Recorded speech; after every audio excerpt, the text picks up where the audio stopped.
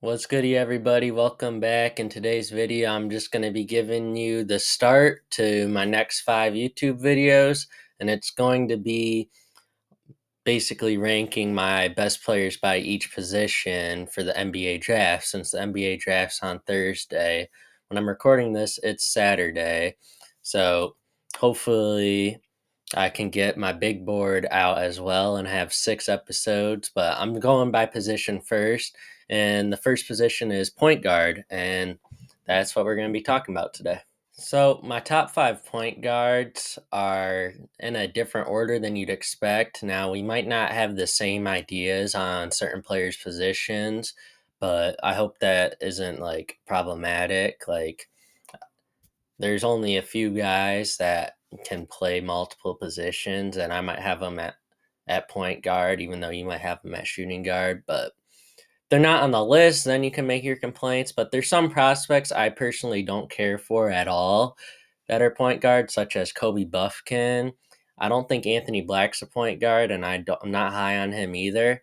But those are two examples of guys that I'm not really high on. My first guy at point guard that I have is Scoot Henderson, and I hope it's really not a surprise. He's my number one point guard. He's actually my third ranked prospect overall on my big board.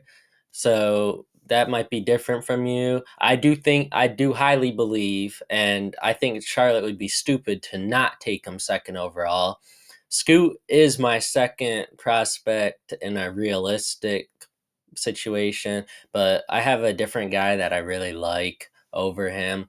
But Scoot Henderson is an explosive, athletic finisher. He's going to be able to finish around the basket. He's going to be able to be a nice scoring guard.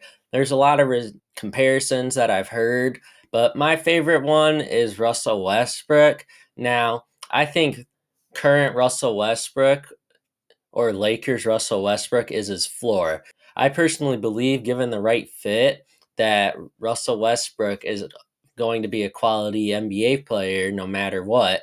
And I do believe the Clippers and Lakers Westbrook is the same player, except for the Clippers are a better situation. So I don't care how you want to look at it, but that's what Scoot Henderson at his worst is going to be. But his ceiling comparison is the sky, because the sky is the limit for him. I don't think we've ever seen a linebacker that plays the point guard position and can facilitate. Like, we haven't seen him before. So I think the sky's the limit for Scoot.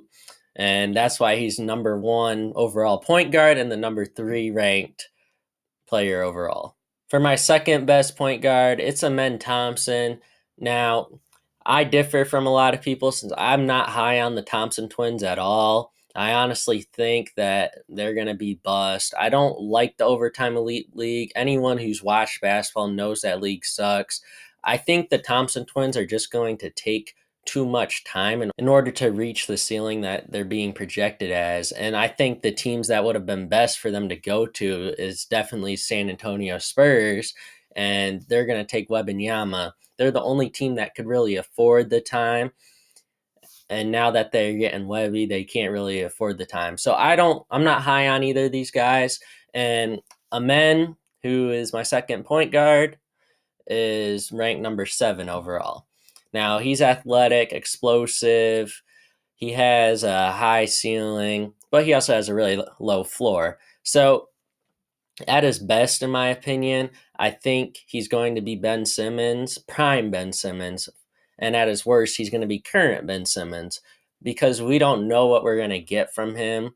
I'm not convinced on his shot. I don't think he's going to be able to shoot in the NBA for a long time, but I do believe he's going to be a great defender.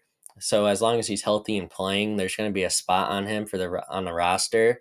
But if he didn't have the playmaking upside and the point guard ability, he'd be Stanley Johnson. Now at number 3, I have Kassan Wallace, one of my Kentucky guys.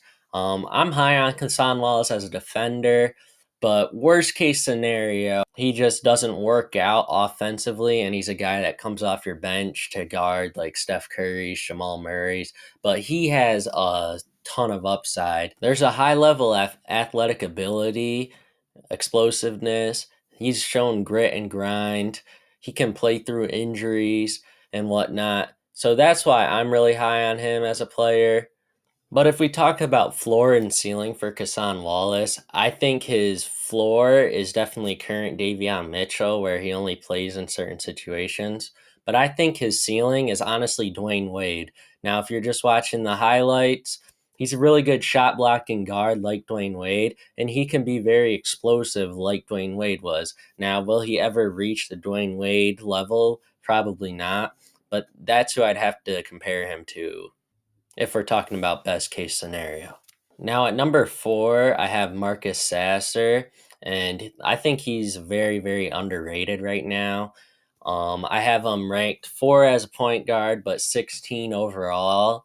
Now, if you look at my mock drafts, I haven't included him because I don't think he's going to get the type of publicity as he should need, because he's going to be a great 3 and D player, and he can play on the ball or off the ball.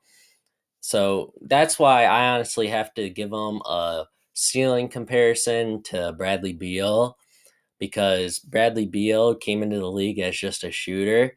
Marcus Sasser is a shooter, but he's also a defender. And I'd also give him a comparison to Dennis Schroeder. But if you want to look at both sides of the ball, you could definitely make an argument for Kyle Lowry, in my opinion. But I think his floor is definitely Dennis Schroeder and his ceiling's Bradley Beal. Because ceilings, we got to get outrageous and take the highest peak ceiling we can. And at number 5, I have a guy that's really fallen off in a lot of draft boards and whatnot. But Nick Smith Jr. is a phenomenal scorer. He can play on and off the ball. He was really injury riddled. I'm not the only person that's saying that. I still believe he's a great player, only if, and I mean only if, he's in the right situation. So for that reason, I have him on my big board as number 18 overall. Now, here's the funny thing. I honestly think Nick Smith Jr.'s ceiling is Lou Williams. Now, Lou Williams could explode for 40-point games off the bench. He was a phenomenal six man. Now, I think that's what Nick Smith's realistic role in the NBA is going to be. Since I'm not bought in on his efficiency at times, so he's going to have to come off the bench. But his floor, in my opinion, is Terrence Ross, current Suns version Terrence Ross, not prime Terrence Ross. But there's so much wiggle room that Nick Smith can have. Like, he could honestly be a top point guard in the NBA or a shooting guard. Like, he could be Devin Booker or he could be Terrence Ross currently. So there's so much up in the air about him, but I still think there's worth if you take Nick Smith in the lottery, but I have him as 18 overall. Thank you for watching this video. If you have any questions, let me know. Shooting guards video will be dropping tomorrow. Thank you. Bye.